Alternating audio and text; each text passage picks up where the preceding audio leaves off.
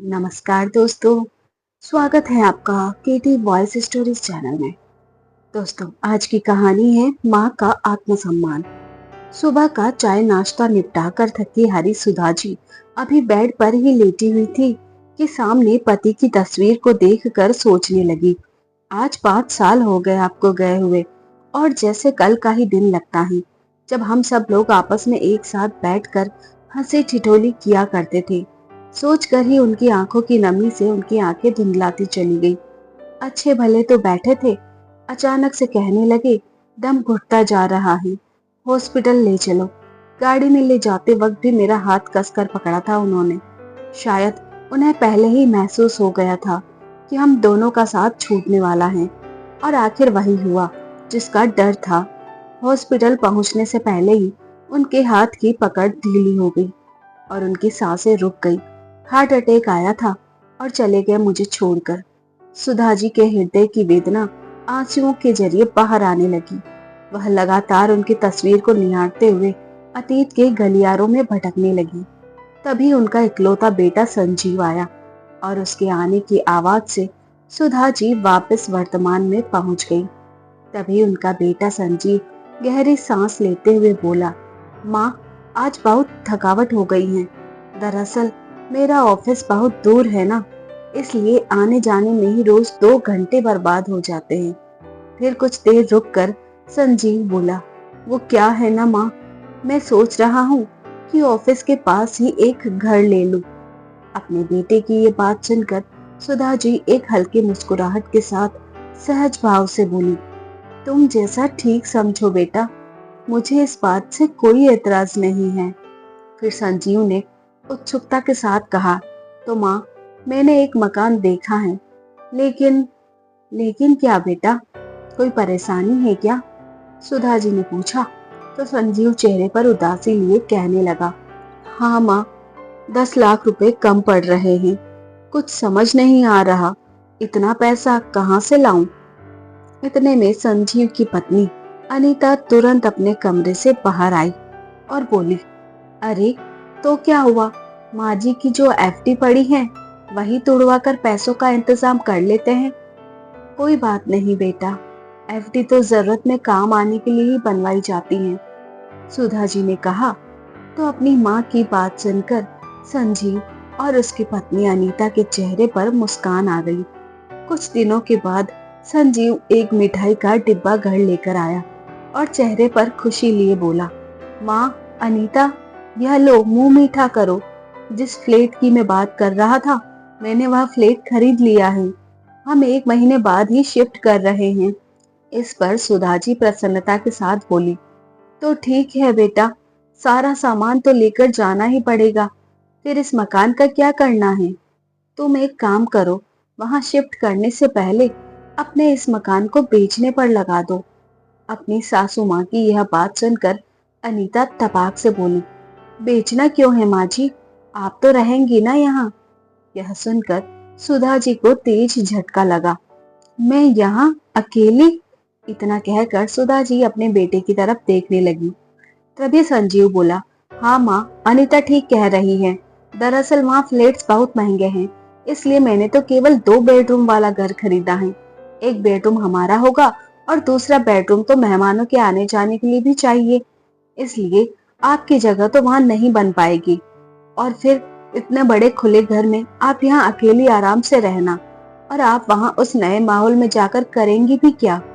आपकी सारी जान पहचान तो यही है, और फिर हम हर हफ्ते आपसे मिलने तो आते ही रहेंगे, और आप भी वहाँ कभी कभी आती रहना।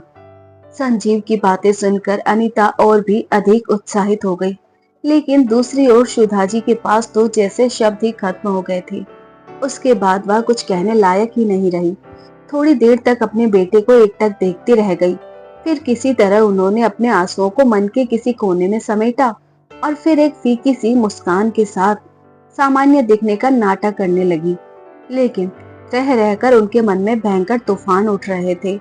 सुधा जी के बेटे संजीव की शादी को अभी 6 महीने ही हुए थे, और अभी उनका जीवन सामान्य ढंग से ही चलने लगा था।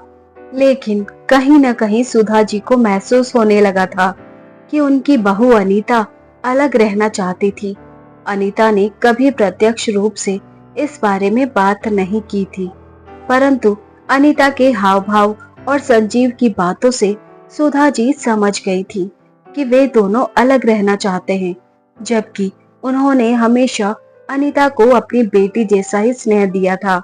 उसकी गलतियों पर भी कभी उसे टोकती नहीं थी। उसके मनपसंद पकवान बनाकर उसे खिलाती थी। उनकी अपनी कोई बेटी नहीं थी, इसलिए वे उसे बेटी के नाम का भरपूर प्यार देती थी।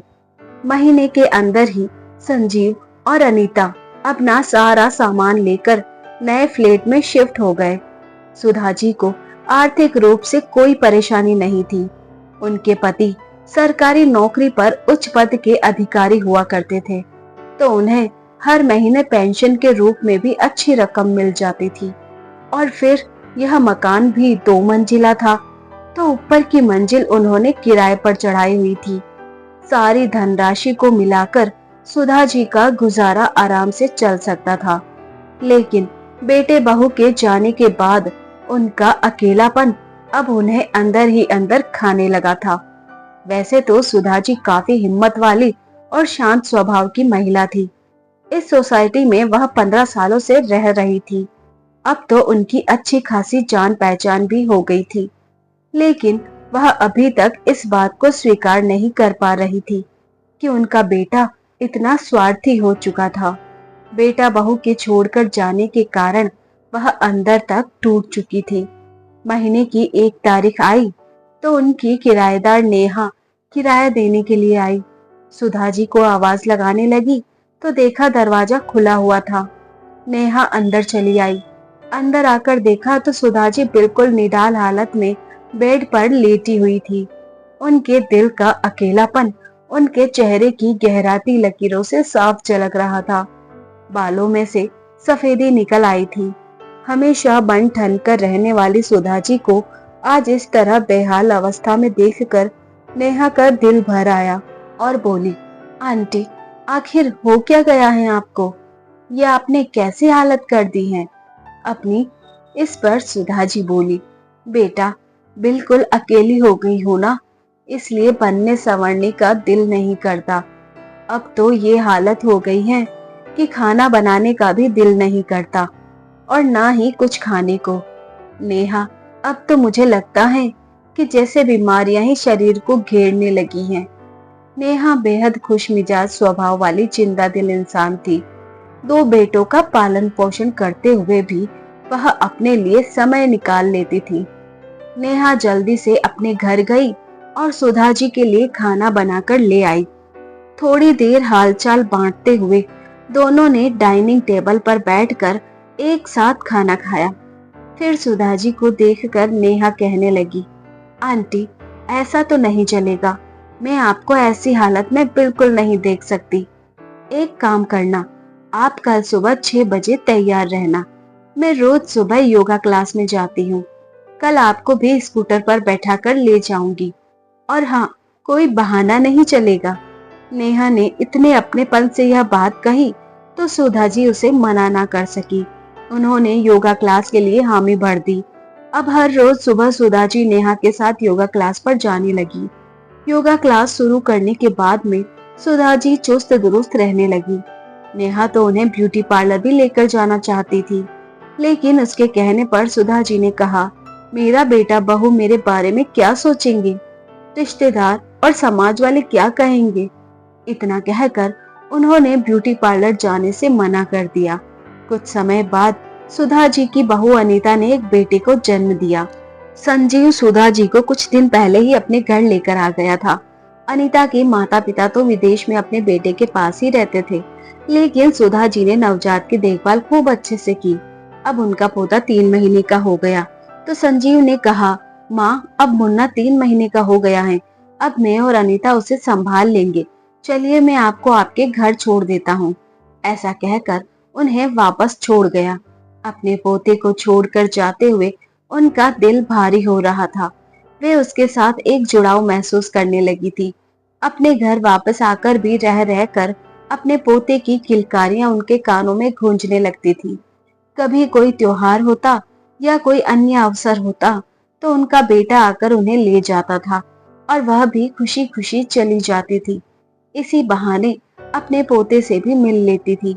लेकिन उनके घर जाते ही वे दोनों किचन का सारा खाने का काम उनके कंधों पर डालकर शॉपिंग करने निकल जाया करते थे। जाते जाते उनसे कई चीजें बनाने की फरमाइश भी कर जाते थे। अपने बेटे को भी दादी के पास ही छोड़ जाते थे। पोते को संभालने के साथ साथ सारा काम करते करते उनकी हालत खराब हो जाती थी। लेकिन फिर भी वह सारा काम खुशी खुशी कर लेती थी। लेकिन जैसे ही काम खत्म हो जाता, तब संजीव उन्हें वापस अपने घर ही छोड़ जाता था। इस दीपावली पर भी संजीव हर बार की तरह अपनी माँ को अपने घर ले गया था। उनकी बहू अनीता ने उनसे तरह तरह के पकवान बनवाए। सारा दिन पकवान बनाकर किचन में खड़े खड़े सुधा जी की हिम्मत जवाब दे गई थी। आखिर उन्हें बुखार चढ़ाया था और वे कुछ समय के लिए लेट गई थी। अपनी सासू माँ को इस तरह बीमार पड़े देखा तो अनीता ने संजीव को धीमे स्वर में कहा, आप माँ जी को उनके घर वापस छोड़ आइए। सारी मिठाइयाँ और पकवान तो बन ही गए हैं, अब वो अपने घर जाकर आराम कर लेंगी। बुखार से तपती सुधा जी के कानों में एकाएक आवाज पड़ी, माँ उठो, ये बुखार की गोली खा लो और चलो, आपके घर छोड़ देता हूँ। संजीव के यह शब्द कानों में पड़ते ही सुधा जी को ऐसा महसूस हुआ जैसे कानों में गर्म शीशा घुल गया हो। उनका मन पत्थर सा हो गया। सोचने लगी कि अपनी ही कोख से जन्मा मेरा इकलौता बेटा दिवाली की शाम को मुझे घर में अकेले छोड़ने के लिए जा रहा है, और वो भी तब जब मेरी ये हालत है। जब तक काम कर रही थी तब तक माँ की जरूरत थी। थोड़ी देर के लिए बीमार क्या पड़ी, अपने ही बेटे और बहू ने मुझे मेरी औकात दिखा दी। उन्हें सारे रिश्ते मोह माया से लगने लगे और सोचने लगी कि कब तक मैं बेटे बहू के हाथों मूर्ख बनती रहूंगी। अगर उन्हें मेरी जरूरत नहीं है तो फिर मुझे बुलाते ही क्यों हैं। भारी मन और आंखों में आंसू लिए जब सुधा जी घर पहुंची तो नेहा बाहर निकल कर आई और सुधा जी को अपने सामने देखकर हैरान रह गई। यह क्या आंटी, आप तो अपने बेटे के घर दिवाली मनाने गई थी, फिर आप यहाँ कैसे, और आपका बेटा बहू कहाँ है? सुधा जी बड़ी मुश्किल से केवल इतना ही कह पाई, अपने घर पर। ऐसा कहते हुए उनकी नजरों में उदासी के भाव को नेहा ने भांप लिया था। उसके बाद उसने कुछ नहीं पूछा और उनके पास दिवाली की तैयारियां करवाने आ गई। उनका घर संवारा और उनकी बालकनी भी रोशन कर दी। फिर कहने लगी, आइए आंटी, एक साथ लक्ष्मी पूजन करते हैं। लक्ष्मी पूजन के बाद नेहा थाली में खाना ले आई और जबरदस्ती उन्हें खिला दिया। इतना अपनापन और मनोहार देखकर सुधा जी की आंखें आंसुओं से भर आई। यही प्यार और अपनापन तो वह अपने बेटे और बहू से चाहती थी। बेटे बहू के घर की कड़वी यादें सुधा जी के मन में काफी दिनों तक बनी रही। कई दिन बीत गए, लेकिन ना तो संजीव ने फोन करने की जरूरत महसूस की और ना ही बहू ने हालचाल जानने की कोशिश की।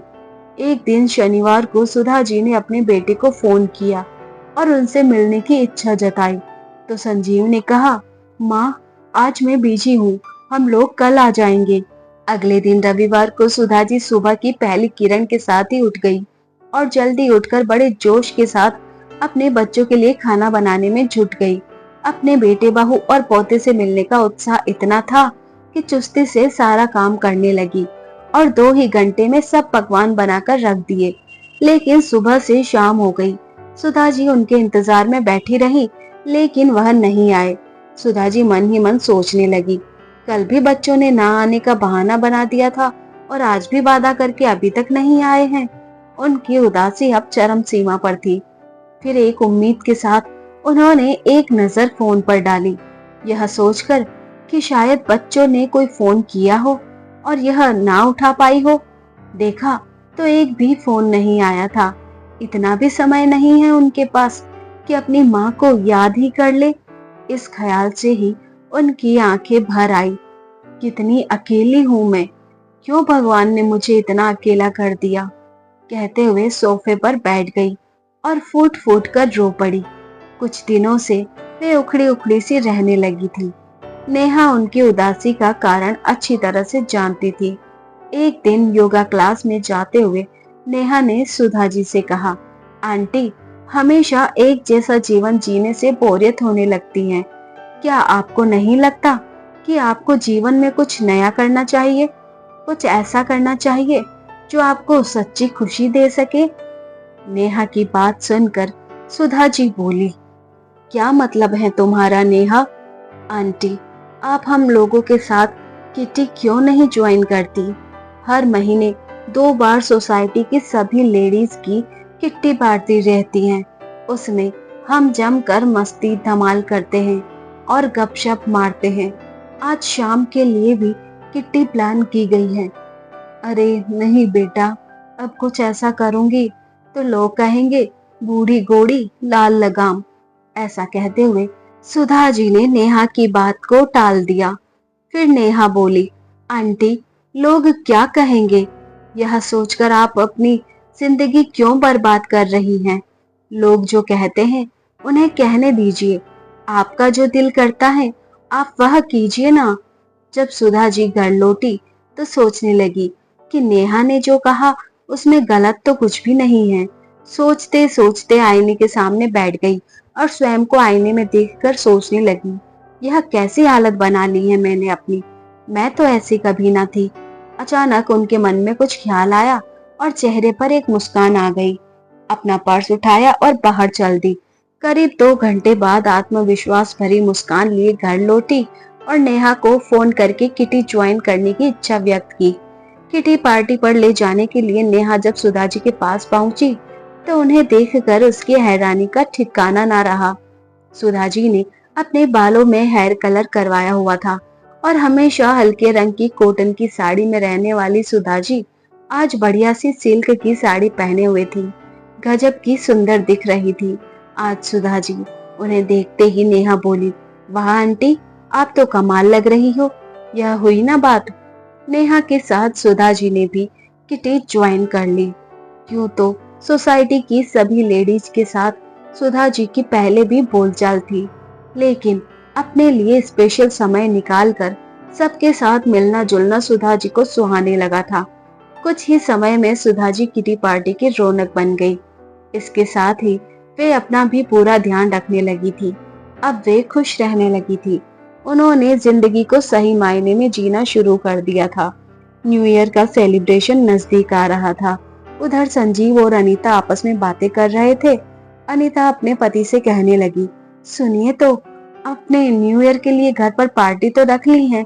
अपने ऑफिस के दोस्तों को और यहाँ तक कि अपने बॉस को भी इनविटेशन दे दिया है। कुल मिलाकर 15 से 20 लोग हो ही जाएंगे। लेकिन मैं बता देती हूँ, मुझसे इन सब लोगों का इतना खाना नहीं बन पाएगा। अरे अनीता, तुम चिंता क्यों करती हो? हर बार की तरह इस बार भी माँ को बुला लेंगे और माँ के बनाए खाने की तो बात ही कुछ और है। इतना लजीज खाना तो बड़े बड़े होटल के शेफ भी नहीं बना पाते। आज जब सुधा जी किटी पार्टी के लिए तैयार हो रही थी तो संजीव का फोन आया। माँ, क्यों ना इस बार न्यू ईयर के सेलिब्रेशन के लिए आप हमारे घर आ जाएं। एक साथ मिलकर नए साल की खुशियां मनाएंगे। एक दिन पहले ही आपको लेने आ जाऊंगा, आप तैयार रहना। दिवाली के बाद संजीव ने आज फोन किया था अपनी माँ को। सुधा जी हैरान हो गई। इतने में उनकी बहू अनीता की आवाज आई, माँ जी नमस्ते, आप कैसी हैं? ठीक हूँ बेटा, तुम तीनों कैसे हो? हम सब यहाँ ठीक हैं माँ। तो आप आ रही है ना माँ? नहीं बहू, इस बार मैं नहीं आ पाऊंगी। इस न्यू ईयर पर सोसाइटी में ही हमारा कुछ प्रोग्राम है। तुम अपना न्यू ईयर प्रोग्राम खूब अच्छे से सेलिब्रेट करना।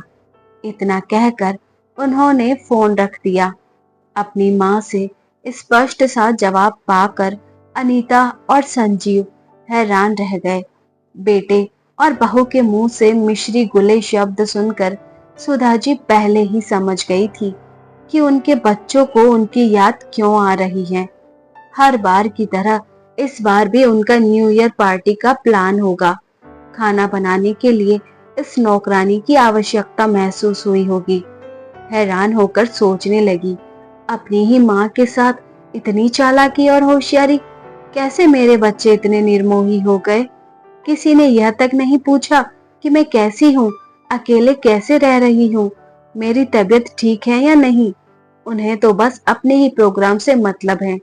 लेकिन मैं बहू को भी कैसे दोष दे सकती हूँ, जब मेरा बेटा ही इतना स्वार्थी हो गया। सोचते सोचते सुधा जी ने एक निर्णय ले लिया, बस अब और नहीं, अब अपने बेटे बहू के हाथों की कठपुतली नहीं बनूंगी मैं। पिछली बार उनके घर काम करते करते मेरी बुरी हालत हो गई थी। जब बीमार पड़ी तो मेरा ही बेटा मुझे वापस मेरे घर ही पटक गया, और तो और दोनों से एक फोन तक ना किया गया मेरा हालचाल जानने के लिए। फिर कुछ देर में सब कुछ भुलाकर सुधा जी अपनी किटी में चली गई। अगली किटी न्यू ईयर पर मनाने का तय किया गया, लेकिन समस्या यह थी कि न्यू ईयर पार्टी के लिए एक बड़ी जगह चाहिए थी, और इस समय पर शहर का कोई भी रेस्टोरेंट या होटल नहीं मिल पा रहा था। सब पहले से ही बुक थे। फिर नेहा ने पूछा, आंटी आपका क्या प्रोग्राम है? न्यू ईयर पर पार्टी हमारे साथ करेंगी या फिर अपने बेटे के घर? नेहा की बात सुनकर सुधा जी एक गहरी सोच में डूब गई। फिर अचानक खड़ी हुई और ऐलान कर दिया कि तुम सब अगर चाहो तो न्यू ईयर की पार्टी मेरे घर पर रख सकते हो। मेरा घर पूरा खाली रहता है, इसी बहाने मेरे घर पर भी कुछ रौनक हो जाएगी। सुधा जी की बातें सुनकर सब चौंक गए। क्या, आपके घर? हाँ, तो इसमें हैरानी की क्या बात है? सुधा जी दिल खोलकर हंसी तो नेहा कहने लगी, वाह आंटी, क्या आइडिया दिया है आपने। तो इसका मतलब आप इस बार नहीं जा रहे हैं अपने बेटे के घर? सुधा जी ने कहा, नहीं, बिल्कुल नहीं। इस बार मैं कुछ अलग करने का सोच रही हूँ। नए साल की शुरुआत मैं इस बार अपने घर से करूंगी, वह भी एक बढ़िया से सेलिब्रेशन के साथ। हम डिनर बाहर से ऑर्डर करके मंगा लेंगे। तुम सब लोग सब परिवार मेरे घर आना। गेम्स, डिनर और म्यूजिक, बस और क्या चाहिए। और वैसे भी हम सब एक साथ होंगे तो मजा तो आएगा ही ना। सुधा जी की बातें सुनकर नेहा ने उन्हें गले से लगा लिया। क्या बात है आंटी, आपने तो सारी समस्या ही खत्म कर दी। इतने में किटी की दूसरी मेंबर सुनीता कहने लगी, आंटी आप किसी चीज का लोड मत लेना, डिनर मंगाने की जिम्मेदारी हमारी। इस पर सुधा जी ने कहा, अरे न्यू ईयर ही क्यों, तुम लोगों को जब भी कोई पार्टी रखनी हो मेरे घर रख लिया करो। तुम लोगों के साथ मुझे भी अच्छा लगेगा, और फिर इतना बड़ा घर खाली पड़ा है, इससे अच्छा उपयोग तो हो ही नहीं सकता मेरे घर का। किटी पार्टी के सारी मेंबर्स जोश में आ गई और फिर पूरे उत्साह के साथ प्लान बनने लगा। उधर संजीव और अनीता माँ के मना कर देने पर परेशान हो गए। खाना पकाने के लिए कुक को बुलाने का सोचा तो न्यू ईयर के दिन के लिए कोई कुक भी नहीं मिल पा रहा था। इस समस्या का कोई हल न मिलने पर वह दोनों अगले दिन सुबह सुबह सुधा जी को लेने उनके घर पहुंच गए। घर के बाहर पहुंचकर देखा तो घर पर ताला लगा था। थोड़ी देर इंतजार करने के बाद सुधा जी और नेहा एक साथ घर पहुंच गई। अपनी सासू माँ को ट्रैक सूट में देखकर अनीता तो उन्हें देखती ही रह गई। तो संजीव ने भी पूछा, माँ आप सुबह सुबह कहाँ गई थी? बेटा मैं रोज सुबह ही योगा क्लास में जाती हूँ, अपने आप को थोड़ा फिट भी रख लेती हूँ और दिल भी बहल जाता है। कहते हुए सुधा जी ने घर का ताला खोला और उन्हें अंदर ले आई। घर में घुसते ही संजीव कहने लगा, माँ अब कोई बहाना नहीं चलेगा, आप इस न्यू ईयर पर हमारे साथ ही रहेंगी। आप अपने 2 दिन के कपड़े पैक कर लीजिए। नहीं बेटा, मैंने तुम्हें बताया तो था कि इस न्यू ईयर पर मेरा प्रोग्राम पहले ही बन चुका है। लेकिन माँ आपका क्या प्रोग्राम हो सकता है इस उम्र में, अकेली तो हैं आप। संजीव झुंझलाते हुए कहने लगा। तो सुधा जी बोली, नहीं बेटा, अब मैं अकेली नहीं हूँ, बहुत से लोगों का साथ है मेरे पास। अपनी किटी की फ्रेंड्स के साथ मेरी न्यू ईयर पार्टी है, तो मैं उसी में बिजी रहूंगी। किटी का नाम सुनते ही अनीता का मुंह खुला का खुला रह गया और संजीव गुस्से में बोला, माँ, यह आप क्या कह रही हैं? आपका दिमाग तो ठिकाने पर है। इस उम्र में किटी पार्टी कर रही हैं आप, वो भी पिताजी के जाने के बाद। कम से कम उम्र का तो लिहाज किया होता। अरे बेटा, उम्र के बारे में तो मैं सोचना ही भूल गई। किसी समय फुर्सत मिलेगी तो सोचूंगी इस बारे में भी, लेकिन अभी नहीं। अभी मैं तो केवल इतना जानती हूँ कि मेरी भी अपनी जिंदगी है, जिसे मैंने अभी अभी जीना शुरू किया है, और मैं इसे किसी के घर की नौकरानी बनकर तो व्यर्थ नहीं गवा सकती। और फिर यह तुमसे किसने कह दिया कि इस उम्र में मैं पार्टी पर नहीं जा सकती? मेरी अपनी भी कुछ इच्छाएं हैं, और उन इच्छाओं को पूरा करने के लिए क्या मुझे फिर से जन्म लेना पड़ेगा? इतना सुनते ही संजीव और अनीता के पसीने छूट गए। फिर संजीव ने अपना सुर बदल लिया, लेकिन माँ, न्यू ईयर जैसे खास मौके पर तो आपको अपने लोगों के साथ रहना चाहिए ना। इस मौके पर आप हमसे दूर रहेंगी, हमें बिल्कुल अच्छा नहीं लगेगा। दूर तो तुमने मुझे बहुत पहले से कर दिया है बेटा। अब तो मुझे इस बात की भी आदत हो गई है। और अपने लोगों की बात कर रहे हो तो नेहा है मेरे पास, अपनों से भी ज्यादा ख्याल रखती हैं वो मेरा। अभी उनकी बातें चल ही रही थी कि डेकोरेशन वाले सुधा जी के घर पर सजावट करने के लिए आ गए। उन्हें देखकर संजीव और अनीता हक्के बक्के रह गए। माँ, ये सब क्या है? बेटा, तुम्हें बताया था ना कि न्यू ईयर की पार्टी है, तो वह पार्टी मैंने घर पर ही ऑर्गेनाइज की है। माँ, आप ऐसा कैसे कर सकती हैं? आपने तो हमारे घर को पार्टी हॉल बनाकर रख दिया है। संजीव गुस्से से बोला, बेटा, तुम शायद भूल रहे हो कि तुम इस घर को और मुझे बहुत समय पहले ही छोड़ चुके हो।